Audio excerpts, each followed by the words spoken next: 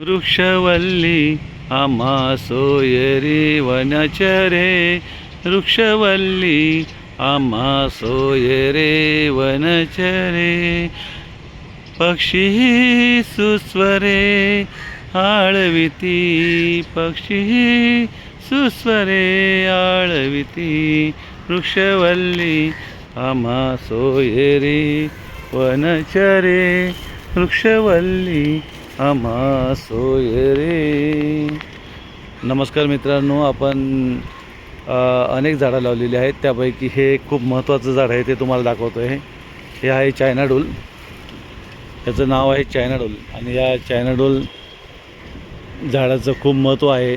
जास्तीत जास्त ऑक्सिजन देतं हे झाड. आणि बघा, हे झाड आता एकच वर्ष झालं आहे झाडाला.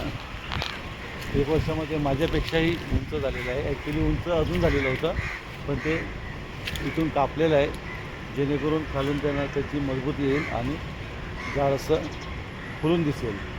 सो तुम्ही झाडं लावा. आपण इथे आता ठाण्याला 25 झाडं लावलेली आहेत. हापूस आंबा लावलेला आहे, मोगरा लावलेला आहे, सोनचाफा लावलेला आहे, कडुलिंब लावलेलं आहे. आणि असे चायनाडोलसारखे जी वेगवेगळे झाडं आहेत ते आपण लावलेले आहेत. आणि निसर्गासाठी किंवा एक आपल्याला आनंद देणारी गोष्ट आहे, घटना आहे. जेणेकरून आपल्या वाढदिवसाला, प्रत्येक वाढदिवसाला एक झाड जरी लावलं आणि त्याचं संगोपन केलं तरी खूप महत्त्वाचं आहे.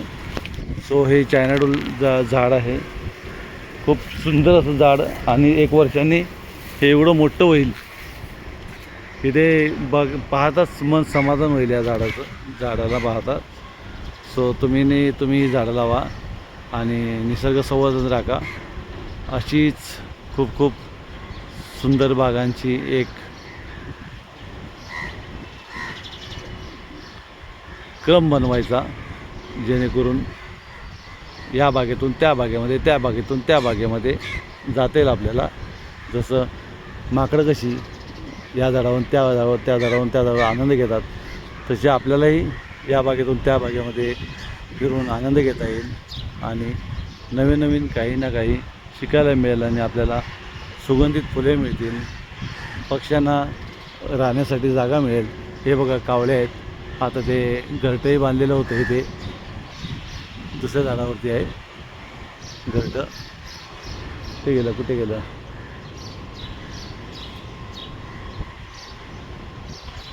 कुठे. परंतु हे असे झाडावरती पक्षी बसतील आणि त्यांना झाडं पक्षींना घरटे बांधायला मिळतील. आणि तो आनंद पाहताना एक मनाला समाधान मिळेल. So thank you.